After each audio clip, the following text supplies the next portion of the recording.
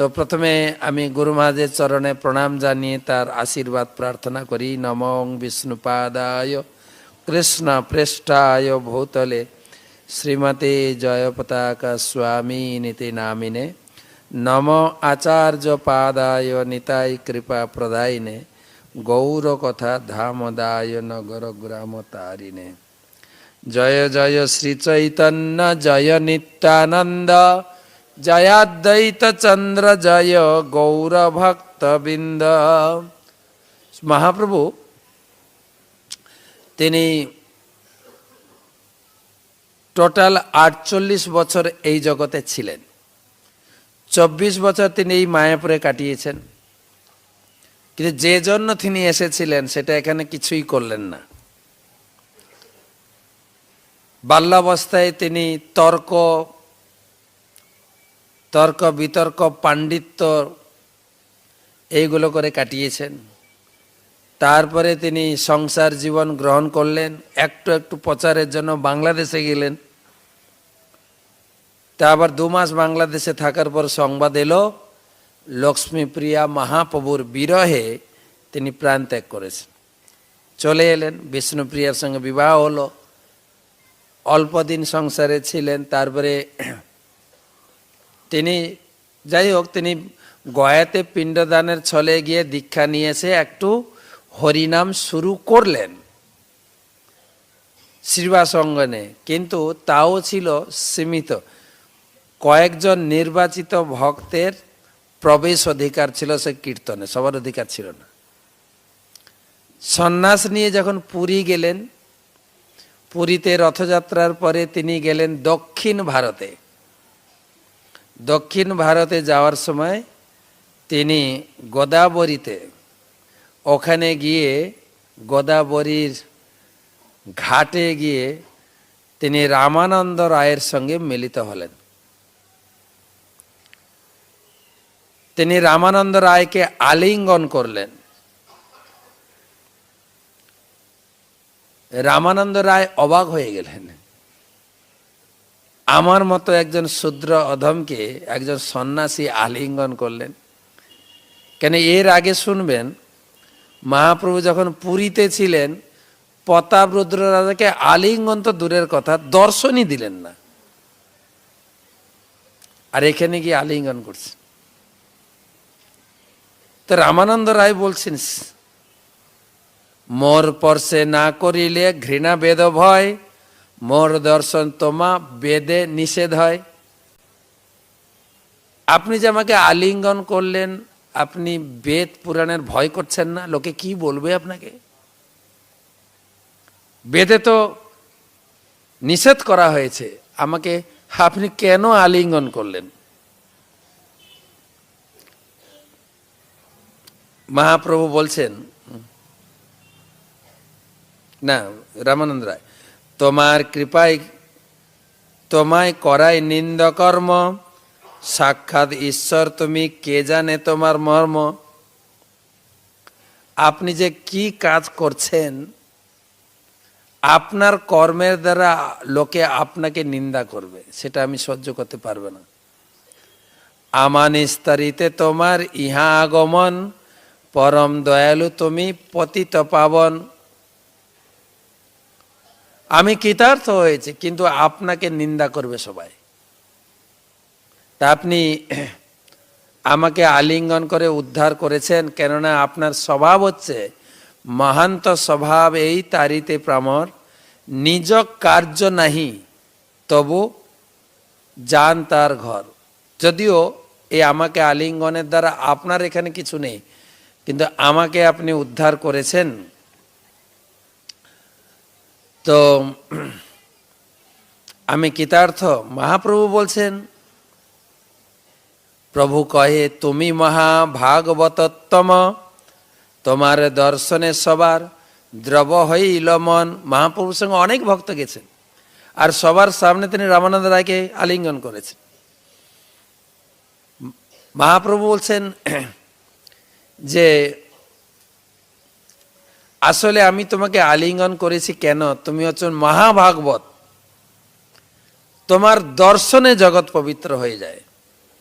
তা আমি নিজেকে পবিত্র হওয়ার জন্য আলিঙ্গন করেছি তোমাকে। অন্যের কি কথায় আমি মায়াবাদী সন্ন্যাসী, আমিও তোমার স্পর্শে কৃষ্ণ প্রেমে ভাসি।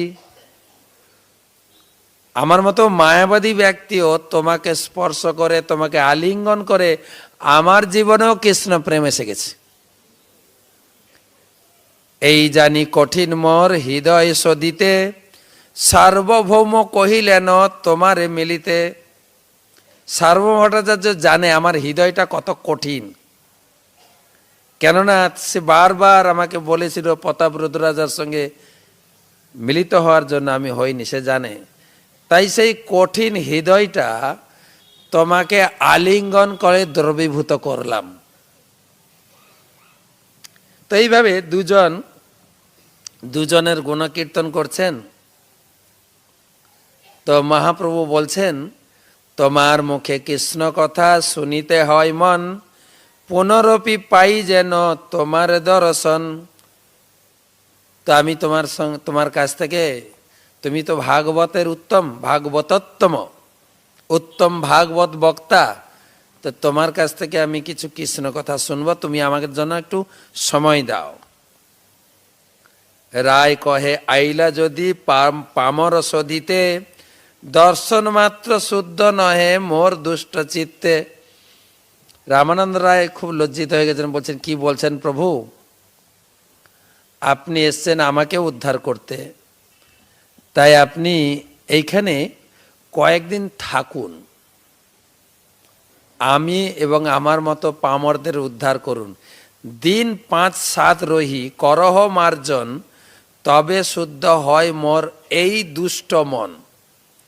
আপনি এখানে থেকে আমাদের সঙ্গ দিয়ে এই দুষ্ট মনকে শোধন করুন। যাই হোক, অনেক কথা আছে, তবে রামানন্দ রায় যেহেতু মহাপ্রভু কৃষ্ণ কথা শুনতে চাইছিলেন, বলা শুরু করেছেন এখান থেকে। প্রভু কয়ে পড় শ্লোক সাধ্যের নির্ণয়, রায় কয়ে স্বধর্ম আচরণে বিষ্ণু ভক্তি হয়। মহাপ্রভু জানতে চাইলেন ধর্মতত্ত্ব একটু আমাকে শোনাও। তখন বলে শ্লোকে শাস্ত্রে কোথায় ধর্ম সম্বন্ধে কি আলোচনা হয়েছে? তখন রামানন্দ রায় বলছেন, শাস্ত্রে বলা হয়েছে স্বধর্ম আচরণে বিষ্ণু ভক্তি, এটা হচ্ছে শ্রেষ্ঠ ধর্ম। স্বধর্ম আচরণ, নিজের নিজের ধর্ম, বর্ণ এবং আশ্রম ভেদে প্রত্যেকের নিজের নিজের কর্তব্য পালন করতে হয়। উদাহরণ দিয়েছেন পুরাণ থেকে, বর্ণাশ্রম চারবতা পুরুষেণ পরপুমান, বিষ্ণু আরাধ্যাতে পন্থা নান্যতস কারণম। যে এই বর্ণাশ্রমের মাধ্যমে ভগবানকে খুশি করার পন্থা, এর থেকে বড় পন্থা আর নেই। মহাপ্রভু কিন্তু এটাকে এতটা গ্রহণ করলেন না। প্রভু কহে এহ বাহ্য, আগে কহ আর, রায় কয়ে কৃষ্ণ কর্মার্পণ সর্বসাধ্য সার। মহাপ্রভু বললেন বর্ণাশ্রম ধর্মটা ঠিক আছে, এর উপরে কি আছে বলো। তা আপনারা মনে রাখবেন, কিন্তু প্রথমটা হলো বর্ণাশ্রম, প্রথমটা হলো মনে রাখবেন। বর্ণাশ্রম বলতে কি বোঝা হলো, মানে প্রত্যেকের নিজের নিজের কর্তব্য, আশ্রম ভেদে বর্ণ ভেদে প্লাস নিজের নিজের কর্তব্য। পুত্র হিসাবে পিতামাতার সেবা করা, তো যা যা কর্তব্য রয়েছে। মহাপ্রভু বললেন ইহ বাহ্য, এটা ঠিক আছে, কিন্তু এর উপরে আর কিছু বলো। তখন রামানন্দ রায় 2 নম্বর পয়েন্ট বললেন, কৃষ্ণে কর্মার্পণ। যা কিছু আপনি করেন, ঘর বানিয়েছেন কৃষ্ণকে অর্পণ করে দেন, রান্না করেছেন খাবেন, প্রথমে কৃষ্ণকে অর্পণ করে প্রসাদ পান, যেটা আমরা করছি। তাহলে এটা হলো 2 নম্বর স্তর। প্রথমটা কি ছিল? বর্ণাশ্রম হচ্ছে সাধারণ লোক, সাধারণ লোক যারা ধর্ম করছেন তারা 1 নম্বর স্তরে আছেন। আপনারা দেখবেন তাদের ধর্ম আচরণের সঙ্গে আমাদের ধর্ম আচরণটা মিলছে না। আমরা শুধু কৃষ্ণ পূজা করি, দেশ সেবা, জাতি সেবা, পিতামাতার সেবা এতটা প্রাধান্য না দিয়ে কৃষ্ণ সেবা করছি। কিন্তু এটাও মানতে হবে, কালকে এখানে গুরুমাদের ক্লাসের পরে আমাদের একটা গৌড়ীয় মঠে নেমন্তন্ন করেছিলেন, গেছিলাম। তাদের বিগ্রহ প্রতিষ্ঠা ছিল, এখান থেকে গেলাম। পরম মানে গুরুদেবের বিগ্রহ প্রতিষ্ঠা। তিনি ভক্তি সিদ্ধান্ত সরস্বতী ঠাকুরের শিষ্য ছিলেন, পরম পূজ্য শ্রীমৎ ভক্তি কুমুদ সন্ত গোস্বামী মহারাজ। তার বিগ্রহ প্রতিষ্ঠা হলো। তো তার সম্বন্ধে আমাকে কিছু বলতে বলছিলেন। তো আমার সৌভাগ্য হয়েছিল শ্রীমৎ ভক্তি কুমুদ সন্ত গোস্বামী মহারাজের সঙ্গে আমি মিলিত হয়েছিলাম কিছুক্ষণের জন্য। যখন আমি গ্রন্থ প্রচারে যুক্ত ছিলাম মেদিনীপুরে, উনি খড়গপুরের মঠে থাকতেন, সেখানে সঙ্গ পেয়েছি এবং খুব স্নেহ করতেন। এবং সেই সঙ্গে কলকাতায় যিনি শেষের দিকে উনি অসুস্থ হয়ে গেছিলেন বিছানা শয্যায়, সেখানেও গিয়েছিলাম। তো সেখানে শেষ উপদেশ আমাকে বলছেন, তোমার সঙ্গে তো অনেক দিন দেখাশোনা দেখছি তোমাকে। তো অনেকজন ব্রহ্মচারী, আমার গাড়ির পুরো টিম ছিলাম। তো বলছেন ব্রহ্মচারী হিসাবে 2-1টা কথা বলে। হ্যাঁ ম্যাম, বলুন, অবশ্যই বলবেন। তো তখন শ্রীমৎ ভক্তি কুমুদ সন্ত গোস্বামী মহারাজ হচ্ছেন আমাদের প্রভুপাদের গুরু ভাই ছিলেন। তো তিনি বলছিলেন, দেখো তোমরা ব্রহ্মচারী, ছেলে হিসাবে কর্তব্য হচ্ছে পিতামাতার সেবা করা। পিতামাতার সেবা না করে তোমরা ফেরত এসছো, চলে এসছো বাড়ি ছেড়ে। তার মানে পিতামাতার সেবার করা ঋণের ভার তোমার মাথার উপরে আছে। পুত্র হিসাবে পিতামাতার সেবা করা উচিত। তা করছো মানে পিতামাতা ঋণের ভার মাথায় তোমার আছে, পাপের ভার। যদি পিতামাতার সেবা না করো, পাপের বোঝা নিয়ে বইবে তুমি, আর বইছো। তবে ঠিক আছে, পিতামাতা ছেড়ে এসে এখন গুরু বৈষ্ণবের সেবায় বা কৃষ্ণের সেবায় নিজের জীবনকে উৎসর্গ করেছো। যদি ঠিকভাবে কৃষ্ণের সেবায় উৎসর্গ করো, তাহলে ওই পাপের বোঝা নেমে যাবে, পাপের বোঝা কাজ করবে না মাথায়। কিন্তু যদি গুরু বৈষ্ণবের সেবা ভালোভাবে না করো, তখন কি হবে? ওটা ছিল পাপের বোঝা, আর এটা হবে অপরাধের বোঝা। দুটো বোঝা নিয়ে কোথায় যাবে? পাপের বোঝা নিয়ে লোকে নরকে যায়, কিন্তু এই 2 বোঝা নিয়ে যে কোথায় যাবে তোমরা চিন্তা করো। তাই তোমাদের প্রতি আমি অনুরোধ করছি, যেটা আমরা, ওনার গুরুদেব ছিল ভক্তি সিদ্ধান্ত সরস্বতী ঠাকুর প্রভুপাদ যা আমাদের বলে গেছেন, একটা জীবন উৎসর্গ করে দাও, তোমাদের হাতে সুযোগ আছে, একটা জীবন উৎসর্গ করো গুরু বৈষ্ণবের সেবা, তিনি বলছিলেন। তো এখানেও তাই, সাধারণ লোক তাই কর্তব্যবোধে পিতামাতার সেবা করা এসব করছেন। কিন্তু আমরা ছেড়ে দিয়েছি। আমরা এখন কি করছি না, কৃষ্ণে কর্মার্পণটা উদাহরণ দিয়েছেন। যৎ করসি যদ অশ্নাসি যজ্জোহসি দদাসি যৎ তপস্বসি কৌন্তেয় তৎকুরুস্ব মদর্পণ। তুমি যা খেতে চাও, যা দান করতে চাও, তপস্যা করতে চাও, ঘর বাড়ি বানিয়ে থাকতে চাও, কিন্তু আমাকে উৎসর্গ করো। এটাতে আমরা আছি। ক্লিয়ার? বাইরের লোক আছে 1 নম্বরে, আমরা আছি 2 নম্বর স্থানে। কিন্তু মহাপ্রভুর এটাও ততটা পছন্দ হলো না। প্রভু কহে এহ বাহ্য আগে কহবার, রায় কহে স্বধর্ম ত্যাগ এই সাধ্য সার। প্রথমটা ছিল জোরে বর্ণাশ্রম, দ্বিতীয়টা কৃষ্ণে কর্মার্পণ, 3 নম্বর স্বধর্ম ত্যাগ। সব কিছু পরিত্যাগ করে কেবল আমার চরণে আশ্রয় গ্রহণ করো। গীতাতে সেই প্রসিদ্ধ শ্লোক, সর্বধর্মান, একসঙ্গে, সর্বধর্মান পরিত্যাজ্য মামেকং শরণং ভজ অহম তাং সর্ব পাপেভ্যো মক্ষ ঈশা আমি মা শুচ, সব পরিত্যাগ করে কৃষ্ণ সেবায় জীবন উৎসর্গ করো। এটা আমরা বলি, কিন্তু ব্যাসাসনে আমি বসে বলছি, আপনারাও যেখানে লেকচার দেন এই কথা বলেন, কিন্তু ওই পর্যায়ে আমরা আসিনি। কিন্তু শুধু মুখে বলি সর্বধর্ম কিন্তু ছাড়ছি কোথায়? ছাড়ি নাই তো। 3 নম্বর পর্যায়ে আসি নাই, আমরা 2 নম্বরে থেকে গেছি। সর্বধর্ম পরিত্যাগ করেছি কি? সব পরিত্যাগ করে দিয়েছি কি? না, লেকচার দেওয়ার সময় পরিত্যাগ করি। সব ছেড়ে দেন, ভগবানের সেবা করেন। এই আঙ্গুল, 3টে আঙ্গুল আপনার দিকে, তুমি ছেড়েছ তো। তাই 2 নম্বরে আটকে আছি আমরা। ভালো মন্দ খাচ্ছি, পনিরের সবজি ভালো। আমি সব জায়গায় বলি প্রায়, যদিও আমরা বলি মহারাজ এসছেন, একটু কথামৃত পান করি চলুন। যতই কথামৃত বলি না কেন, আমরা আছি অন্নামৃতে আছি, কথামৃতে নেই। ঠিক 9টা বাজলে উঠা শুরু হবে, দেখবেন যদি কথা একটু লম্বা হয়ে যায়। অন্নামৃত, কথামৃত নয় তো। তাই আমরা 2 নম্বরে আছি। তাহলে 1 নম্বর বর্ণাশ্রম, 2 নম্বরে কৃষ্ণে কর্মার্পণ, 3 নম্বর স্বধর্ম ত্যাগ। মহাপ্রভু এটাও পছন্দ করলেন না, বলে এর উপরে এগুলো বাহ্য, যেগুলো বাহ্যিক, ধর্মের বাহ্যিক ব্যাপার, আরো উপরে। প্রভু কহে ইহ বাহ্য আগে কহার, রায় কয়ে জ্ঞান মিশ্রা ভক্তি সাধ্যসার।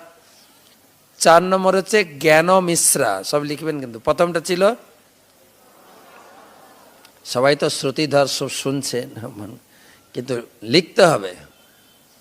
এটা জানেন, মার্কেটে যখন যাবেন বাজার করতে, ব্যাগ নিয়ে যান। আমি আনবো কিসে? দুধ আনতে গেলে কেটলি নিয়ে যাবেন। তাই ক্লাস শুনতে আসেন, নিয়ে যাবেন কিসে? খাতা পেন তো অবশ্যই থাকতে হবে। আর না হলে মোবাইল আছে, মোবাইলে লিখেন। না হলে নেবেন কি? এতটা মনে করেন যে মাথায় সব ধরে যাবে। আর না হলে আমি আরেকটা উপায় দিতে পারি, চৈতন্য চৈতন্য নিয়ে পড়বেন। যেটা পড়ছি, যার বাড়িতে আছে, বাড়িতে গিয়ে পড়বেন। মধ্যলীলা 8ম পরিচ্ছেদ, আমি তো ছেড়ে ছেড়ে পড়ছি শ্লোক, একটু মিলিয়ে দেখবেন যে আমাকে কতটা উঠতে হবে। আমরা কোথায় আটকে আছি? 2 নম্বরে। আমরা পৌঁছে গেলাম 4 নম্বরে, জ্ঞান মিশ্রা ভক্তি। উদাহরণ দিয়েছেন, ব্রহ্মভূত প্রসন্নাত্মা ন সচতি ন কাঙ্ক্ষতি সম সর্বেষু ভূতেষু মদ্ভক্তি লভতে পরম।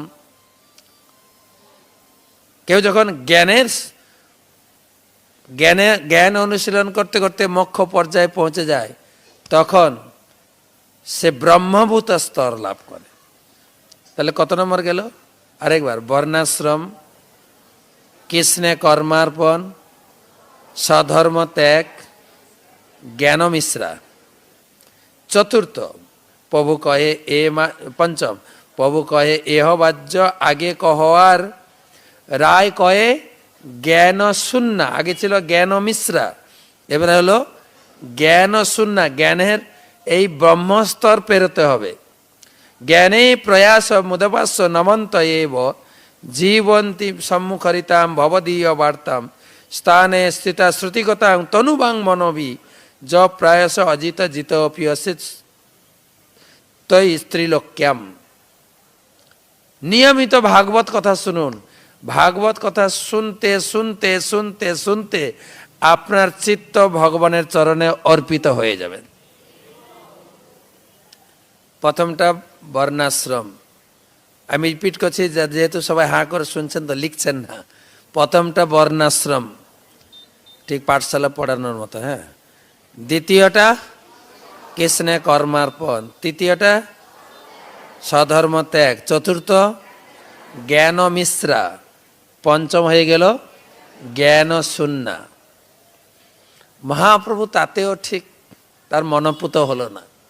মহাপ্রভু বলছেন, প্রভু কহে এহ হয় না, এটা গ্রহণ করেছেন। নিয়মিত ভাগবত শ্রবণ করে আপনি ভগবানের চরণে চিত্তকে অর্পণ করবেন। মহাপ্রভু বলেন এহ হয়, এটা হয়। আগে কহ, আর এর আগে আর কি আছে বলো? রায় কয়ে প্রেম ভক্তি সর্বসাধ্য সার। প্রেম ভক্তি কত নম্বর? 6 নম্বর। প্রেম ভক্তি বলছেন, প্রেম ভক্তির উপরে অনেক শ্লোক দিয়েছেন। প্রেম ভক্তি কি লাভ, কিভাবে লাভ করবেন? কৃষ্ণ ভক্তি রসভাবিতা মতি ক্রিয়তাম যদি কুতোপি লভ্যতে তত্র লৌলমপি মূল্যমেকলম জন্ম কোটি সুকৃতই ন লভ্যতে। রূপক গোস্বামীপাদ বলছেন, এই কৃষ্ণে প্রেম ভক্তি অত্যন্ত দুর্লভ। যেখানে পাওয়া যায় লুটে নাও। কি দিয়ে লুটবে? কি যোগ্যতা লাগবে? কি যোগ্যতা লাগবে? লোভ। লোভ আমাদের এটা তো শিখাতে হবে না। লোভ আছে না? ফিস্টের লোভ আছে না কিনা বলেন? লোভ আমাদের আছে, কিন্তু কিসে লোভ লাগাতে হবে? কিসে? ভক্তি দে। ভক্তি মানেটা কি? এর আগেও আমি বলেছি, এর আগে বলা হয়েছে অনেকবার। যদি গায়ে জ্বর হয়, আমার গাটা গরম গরম লাগছে, জ্বর হয়েছে কিনা কি করে আপনি কনফার্ম হবেন? থার্মোমিটার। দুধে গোয়ালা কত জল মিশিয়েছে কি করে জানবেন? ল্যাক্টোমিটার। আমি অনেক দিনের সিনিয়র, দীক্ষা নিয়েছি, ভক্তিতে উন্নতি হচ্ছে কিনা কি করে বুঝবো? ভাগবত পড়ায়, ভাগবত শ্রবণে আমার রুচি হচ্ছে কিনা, ভাগবত শোনার লোভ আছে কিনা। এই সকালে অ্যানাউন্স হয়েছে প্যান্ডেলে ভাগবত ক্লাস, বা যদি শুনতে পারলাম না পরে শুনবো, লোভ। লোভ।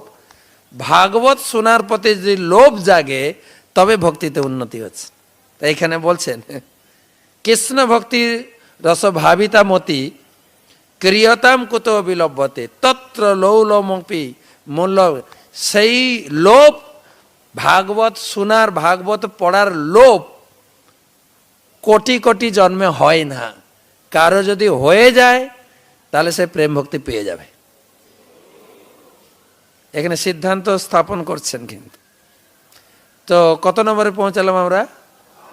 প্রেম ভক্তি। আর রিপিট করি, বর্ণাশ্রম, কৃষ্ণে কর্মার্পণ, স্বধর্ম ত্যাগ, তারপরে জ্ঞান মিশ্রা, জ্ঞান শূন্যা, প্রেম ভক্তি 6 নম্বরে।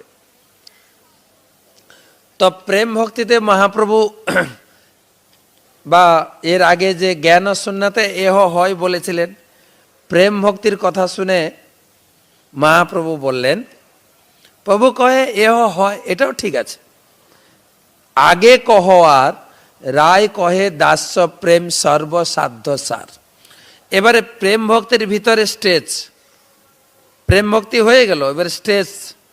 প্রথম হচ্ছে দাস্য ভক্তি। দাস্য ভক্তি কত নম্বর হলো? 7 নম্বর। দাস্য ভক্তি সর্বসাধ্য সার। এখানে বলছেন যে দাস্য ভক্তির উপরে অনেক প্রমাণ দিয়েছেন, অনেক প্রমাণ বলছেন। জন্নাম শ্রুতি মাত্রেণ প্রমাণ ভবতি নির্মল তস্য তীর্থপদ কিংবা দাস নাম অবিশিষ্যতে। এই ভগবানের দাস হওয়া এ কোটি কোটি জন্মের সৌভাগ্যের উদয় হলে হয়। কত নম্বরে আছি? 7 নম্বরে।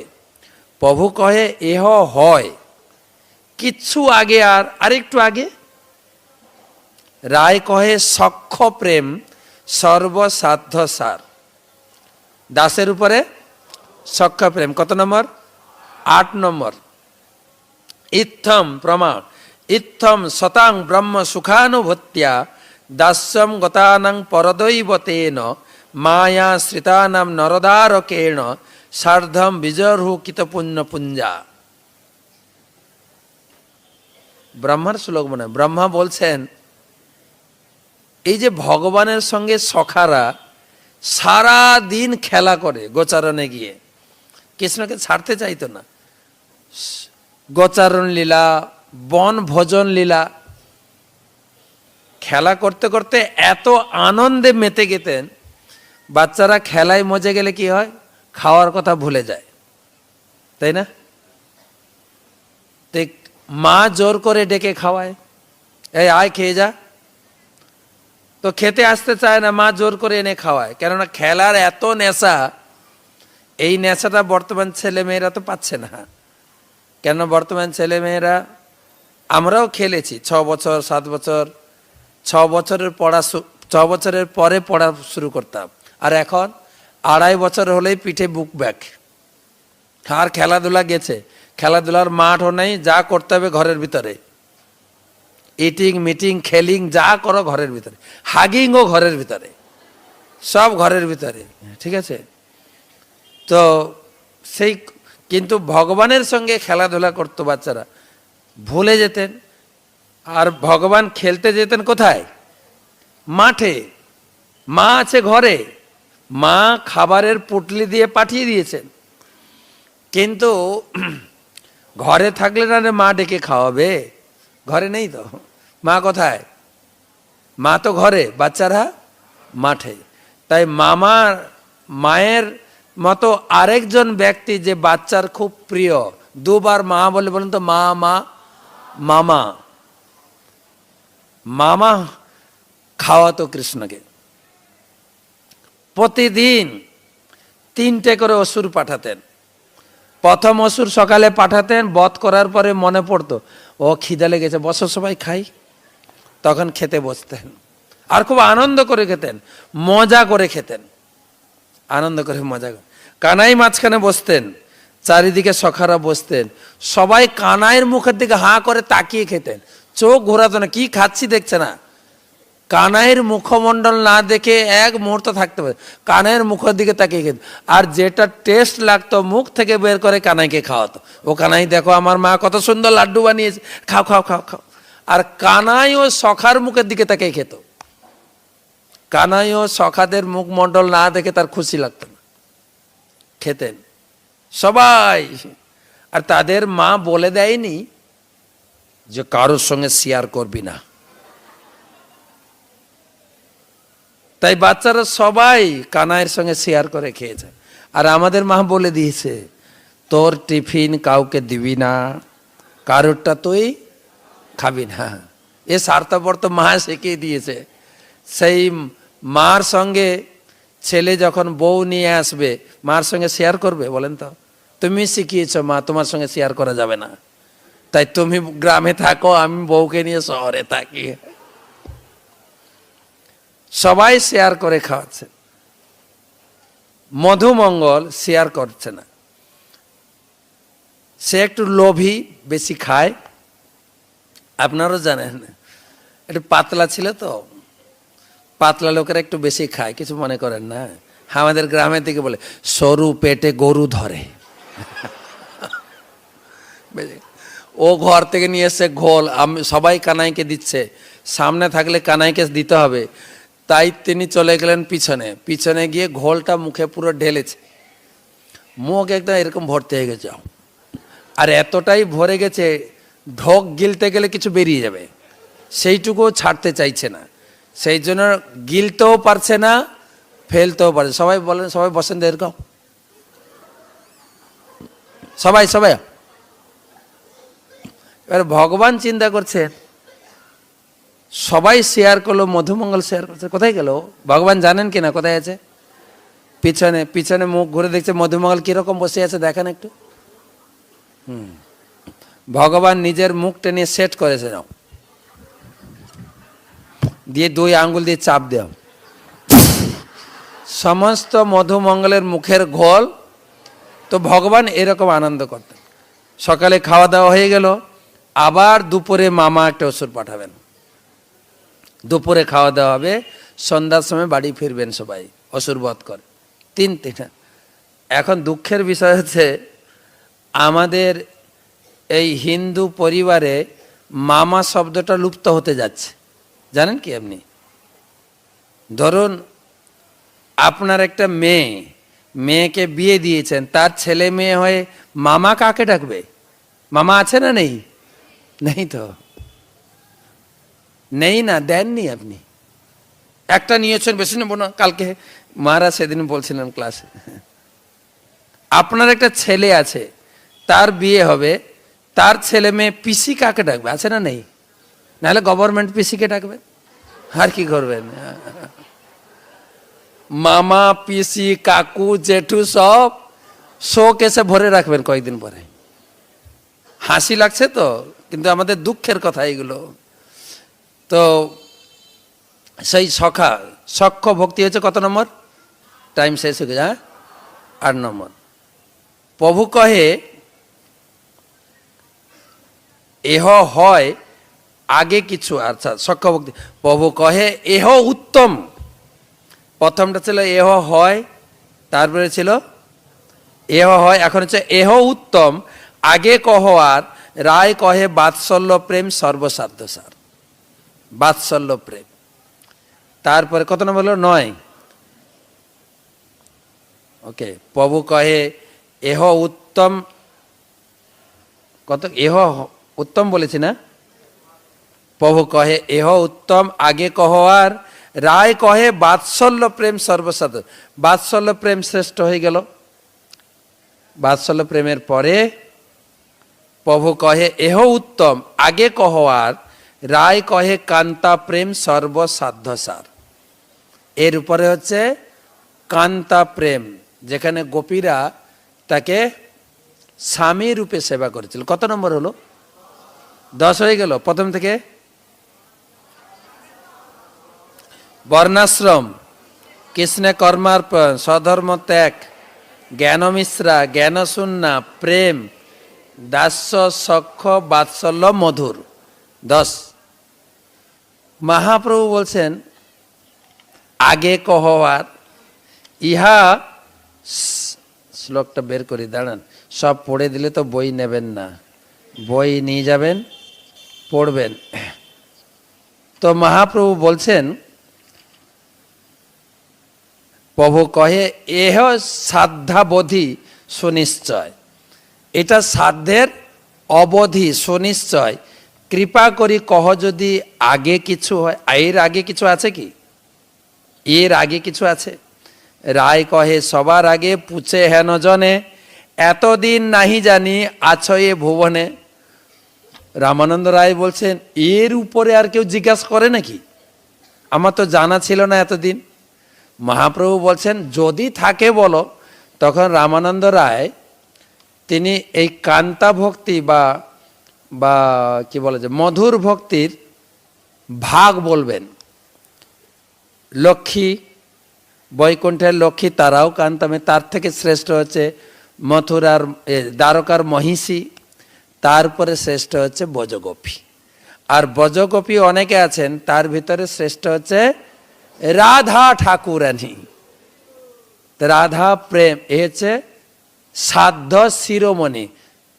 সাধ্য শিরোমণির নাম শোনো, শিরোমণি। তাই কত নম্বরে দাঁড়ালো? 11 নম্বরে। সেই প্রেম মহাপ্রভু দিতে, সেই পর্যন্ত 11 নম্বরে পৌঁছাতে হবে বৈষ্ণব ধর্ম। সেটাই মহাপ্রভু জগতে দিতে এসেছিলেন এবং দিয়েছেন। সেই জন্য পদকর্তাগণ গেয়ে গেছেন, যদি গৌর না হইত তবে কি হইত, কেমনে ধরিতাম দে। তারপরে রাধার মহিমা প্রেম রস সীমা। সীমা জানেন তো? সীমা বলে না এটা আমার সীমানা, বলে না, যেন বাংলাদেশের বর্ডার আছে, বাংলাদেশের সীমানা। তাই ভক্তির লাস্ট সীমানা হচ্ছেন রাধারানী। রাধা মহিমা প্রেম রস সীমা জগতে জানাতো কে। তাই আমাদের গৌড়ীয় বৈষ্ণবদের চৈতন্য চরিতামৃত পড়তে হবে। আমরা ধারাবাহিক পড়ছি। আমাদের গৌড়ীয় মঠের মহারাজরা শুধু চৈতন্য চরিতামৃত পড়ে, শুধু চৈতন্য চরিতামৃত। আমার সৌভাগ্য হয় আমাদের একটা এই যত গৌড়ীয় মঠ আছে সব মঠের এক একজন সন্ন্যাসীদের নিয়ে আমাদের একটা সংঘ আছে, সারস্বত পরিবার, ভক্তি সিদ্ধান্ত সরস্বতী ঠাকুরের পরিবার আমরা, গৌড়ীয় শাশ্বত সংঘ। তো গুরুমার আছেন চেয়ারম্যান। তো গুরুমাজ আমাকে পাঠান, আমি প্রায় অনুষ্ঠানগুলো যাই। যেরকম কালকে গেছিলাম, তার কয়েকদিন আগে পরিক্রমার ভিতর গেছিলাম। এক একটা অনুষ্ঠানে কমপক্ষে ধরে রাখুন পরিক্রমার শেষ হওয়ার আগের দিন গেছিলাম, সেই অনুষ্ঠানে ৭৩ জন সন্ন্যাসী ছিলেন মাত্র। তো সেখানে দেখি সন্ন্যাসীদের মণ্ডলীতে এক একজন চৈতন্য চরিতামৃত বলেন যেন কান খাড়া করে শুনি, এত সুন্দর বলেন। এই গৌড়ীয় বৈষ্ণবদের আধার। ভাগবত গীতা তো আমরা পড়ছি, কিন্তু আমি সবসময় সবাইকে উৎসাহ দিই গীতা ভাগবতম সংস্কৃতে লেখা, কিন্তু চৈতন্য চরিতামৃত বাংলায় লেখা। বিদেশি ভক্তদের কাছে গীতা ভাগবতম চৈতন্য একই, তাদের কাছে সংস্কৃত যেরকম বাংলাটাও তাদের কাছে সংস্কৃতের মতো, কিন্তু বাংলা বুঝে না। কিন্তু আমাদের সৌভাগ্য, বিদেশিদের জন্য চৈতন্য চরিতামৃত 9 খণ্ড, আমাদের জন্য 4 খণ্ড মাত্র। এই যে কথাগুলো বলছি, প্রভু কহে, প্রভু কহে মানে প্রভু বললেন, কহে মানে কি এটা আমাদের বুঝাতে হয় না, আমাদের ভাষা, তাদেরকে বুঝাতে হয়। ইংরেজি কহে মানে সেট, এটা বুঝাতে হবে। তো সেই জন্য ভক্তি সিদ্ধান্ত সরস্বতী ঠাকুর বলেছেন যে যদি জীবনে কোনোদিন বিপদ আসে, ধরো বন্যা ঢুকে গেছে, তোমার কাছে 3খানা বই আছে, গীতা ভাগবত চৈতন্য, জল বাড়ছে, তুমি 3টা বই নিয়ে দাঁড়িয়ে আছো, জল বাড়ছে আর ধরে রাখতে পারছো না, প্রথমে গীতাটাকে ছেড়ে দাও। আরো জল বাড়ছে, ভারী হয়ে গেছে আর ধরতে পারছি না, ভাগবতটা ছেড়ে দাও, লাস্টে চৈতন্য চরিতামৃতকে ধরে রাখো। চৈতন্য চরিতামৃত এমন গ্রন্থ, তিনি বলছেন যে এমন একদিন আসবে এই গ্রন্থটিকে পড়ার জন্য সারা বিশ্বের লোক বাংলা শিখবে। আর পড়ছেও, একজন বিদেশি বাংলায় পড়ে, চৈতন্য চরিতামৃত এত সুন্দর করে বলেন। আমাদের গৌরাঙ্গ প্রভু বাংলাভাষী নেই, মারাঠি, এত সুন্দর চৈতন্য চরিতামৃত পাঠ করেন সুর করে করে। তা আমরা বাঙালি হিসাবে চৈতন্য চরিতামৃত পড়ি। চৈতন্য মহাপ্রভু কি দিয়ে গেলেন। চৈতন্য চরিতামৃত বাংলায় কেন না, তিনি আমাদের বাংলায় এসেছিলেন, তাই তো? হ্যাঁ না? না না, চৈতন্য মহাপ্রভুর বাংলায় আমরা এসছি।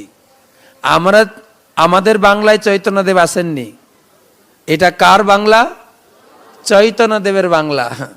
তাই কয়েকদিন আগেও আমাদের পরম পূজা শিশুমাদ ভক্তি পুরুষোত্তম মহারাজ পাঠ দিচ্ছিলেন, তিনি বলছিলেন যে ওয়েস্ট বেঙ্গল নাম আমাদের মাননীয় মুখ্যমন্ত্রী ওটাকে চেঞ্জ করতে চাইছেন, ওয়েস্ট বেঙ্গল না লিখে বাংলা লিখবো। কেননা ওয়েস্ট বেঙ্গল স্টেটের নাম যদি ভারতের স্টেটের নাম লেখা হয়, ওয়েস্ট বেঙ্গলের ডব্লিউ তো নিচে এসে যায় পশ্চিমবাংলার নামটা, তাই শুধু বাংলা বি থাকবে, তাহলে উপরে উঠে যাবে।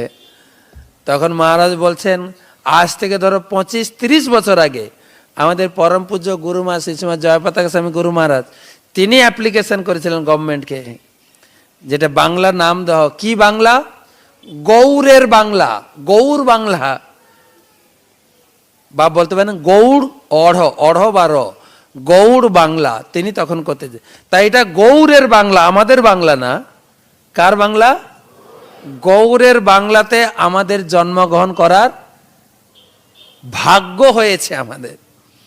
তাই আমাদের ইতিহাস জানতে গেলে আমি বারে বারে বলছি চৈতন্য চরিতামৃত পড়েন। কয়েকদিন পরে আপনার শুরু হবে চন্দন যাত্রা। বলুন তো চন্দন যাত্রা কে শুরু করেছিলেন? কে শুরু করেছিলেন? আমি এই বাংলাদেশের এই পরিস্থিতির আগে 2 বছর আগে আমি বাংলাদেশে ছিলাম 1 মাস, এই চন্দন যাত্রা পুরোটা কাটিয়েছি। সব জায়গায় গিয়ে চৈতন্য চরিতামৃত থেকে পড়তাম চন্দন যাত্রা। এবারে জিজ্ঞেস করতাম এই চন্দন যাত্রা কোথা থেকে শুরু হয়েছে, কে শুরু করেছেন বলেন তো? বলতেন মাধব মন্দির। না, কৃষ্ণ জন্মেছেন কোথায়? আমাদের বাংলায়। বলেন রাধারানী ওখানে জন্মেছিলেন, কিন্তু রাধারানী আমাদের বাংলায় জন্মগ্রহণ করেছেন। কোথায়? আমাদের বাংলায়। কোথায়টা অনেকে জানেন, অনেকে বাঁশখালী গদাধর পণ্ডিত রূপে তিনি এসেছিলেন। এসছেন কিনা?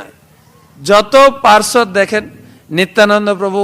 আর শুধু তাই না, মহাপ্রভুর এই সংকীর্তন আন্দোলনকে প্রচারে এগিয়ে নিয়ে যাওয়ার জন্য শিব ঠাকুর কৈলাস ছেড়ে, বিষ্ণু ঠাকুর বৈকুণ্ঠ ছেড়ে বাংলায় জন্মগ্রহণ করলেন। কে? অদ্বৈত আচার্য প্রভু, তিনিও বাংলাদেশের লোক। আর তিনি চৈতন্য মহাপ্রভুকে জন্মগ্রহণ করিয়েছেন। মহাপ্রভু স্বীকার করেছেন, সুতিয়া আছিল আমি ক্ষীরসাগরের ভিতরে, আমি ক্ষীরসাগরে আরামে শুয়েছিলাম, নিদ্রাভঙ্গ হইল মোর নাড়ার হুঙ্কারে। এই অদ্বৈত সব জোর জোর ডাকতে শুরু করেছে, আমার নিদ্রা ভেঙে আমি বাংলায় জন্মগ্রহণ করলাম। এই ইতিহাস কোথা থেকে পাবেন? আর নারদ মুনি, যিনি বৈরাগী, বিনা নিয়ে আকাশে উড়ে বেড়ান, তারও লোভ হয়ে গেল মহাপ্রভু লীলাতে, বলে আমিও যাই একটু কৃষ্ণ নাম প্রচার করি। তিনিও বাংলায় জন্মালেন। কি রূপে? শ্রীবাস ঠাকুর। তিনিও বাংলায় এসে সংসার টংসার করে ব্যাস ভালোই প্রচার করলেন। তাই বাংলার ইতিহাস, বাংলার গর্ব, বাংলার গৌরব জানতে বাংলা চৈতন্য চরিতামৃত পড়ুন। যেবা নাহি জানে কেহ, শুনিতে শুনিতে সেহ, কি অদ্ভুত চৈতন্য চরিত, কৃষ্ণ উপজীবে প্রীতি, জানিবে রসের রীতি, শুনিলেই বড় হয় হিত। চৈতন্য চরিতামৃত রাখলেই, চৈতন্য চরিতামৃত স্পর্শ করলেই, চৈতন্য চরিতামৃত পড়লেই আপনার হিত হবেই। তাই দান করুন, যার নেই তাকে দিন, পড়ুক। আমার বাংলার ঐতিহ্য জানতে চৈতন্য চরিতামৃত বাড়িতে রেখেছেন। গরুমা সেদিন বলেছেন, গৌর পূর্ণিমার আগের দিন, আমাকে সবাই দান করে, আমি নিয়ে কি করব? তোমরা পড়ো আর কাউকে দাও পড়তে। এই গ্রন্থটা এত উন্নত গ্রন্থ, আমাদের বাংলা MA কোর্সে, ভক্তি পুরুষোত্তম মহারাজ বলছিলেন, MA কোর্সে ইউনিভার্সিটিতে পড়ানো হয়। এখন পড়ার সময় না হলে রেখে দেন, পড়বেন, বাংলা লেখা আছে। আর সবাই সহযোগিতা করুন। আমাদের বাংলার ঐতিহ্য, আমাদের বাংলার ভগবান চৈতন্য মহাপ্রভুকে না জেনে লোকে বাংলায় কত ভগবান নিয়ে পূজা করছে, যার নাম শাস্ত্রেও নেই। তাই তাদেরকে সঠিক পথে ফেরাতে প্রচুর পরিমাণে চৈতন্য বিতরণ করতে হবে। ভক্তিবিনোদ ঠাকুর তিনি যখন ছিলেন, তিনি ছোট থেকেই বৈষ্ণব পরিবারে জন্ম তার, কিন্তু বৈষ্ণব ধর্মটা এত ভালো করে জানতেন না।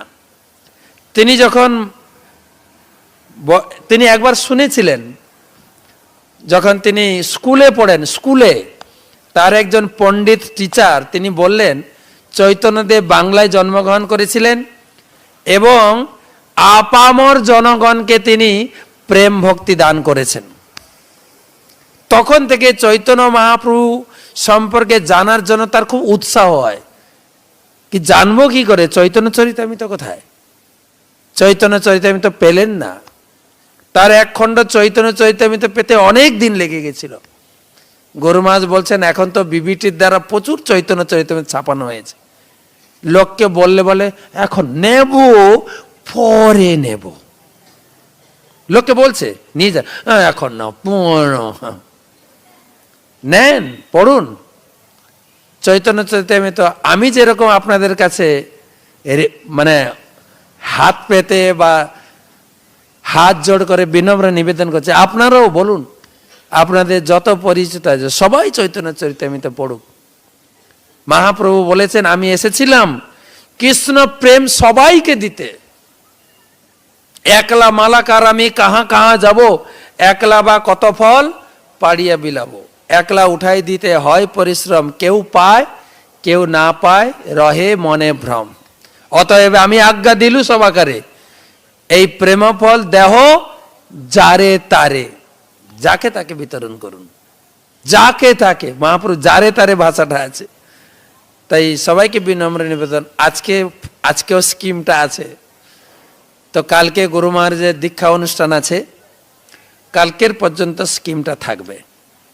তো আপনারা ফোন করুন, জানুন, অ্যাড্রেস দেবেন, ফ্রি ডেলিভারি পৌঁছে দেব। আমরা আছি আরও দুদিন, আপনাদের সবার সহযোগিতা চাই। আমাদের টার্গেট ছিল 8,000 বিতরণ করব, হাফেও পৌঁছাইনি আমরা। একটু সাহায্য করেন, কমপক্ষে একটু এগোই। তো সবাইকে ধন্যবাদ। যারা নেবেন, আমি আর কিছুক্ষণ থাকবো, যদি এখন নিতে চান, নাহলে সারাদিন আমরা আছি মন্দিরের ভিতরে, আপনারা নাম বুকিং করবেন এবং চৈতন্য চরিতামৃত বিতরণ। চৈতন্য মহাপ্রভু কি। গরু মাঝ কালকে আরেকটা কথা বলছিলেন যে মহাপ্রভু তো দিয়ে গেছেন, মহাপ্রভুর কথা আমরা জানতে পারতাম না যদি প্রভুপাদ না আসতো। তাই সেই যদি গৌর না হয় তো ওটাকে কপি করে আমি একটা গান লিখেছি, যদি প্রভুপাদ না হয়। তাই প্রভুপাদের বই পড়তে হবে। শিল প্রভুপাদ কি, চৈতন্য মহাপ্রভু কি, গৌর পূর্ণিমা উৎসব কি, শুভ নববর্ষ সবাইকে ধন্যবাদ। হরে কৃষ্ণ।